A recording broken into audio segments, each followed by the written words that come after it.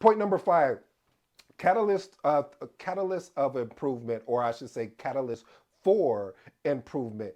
Instead of seeing the negative feedback as a hindrance, see, is there a way that you can take that and transform and have a transformational approach as far as fostering an environment that allows to be adaptable and allows to be able to develop a successful progress of moving forward. One of the things I always say, we have to keep a windshield mentality while also sustaining a rear view approach. What I'm saying there, family, is that we have to always continue looking forward, but we look in the rearview mirror just for a quick moment to see what happened behind us. What are the things we could have done better?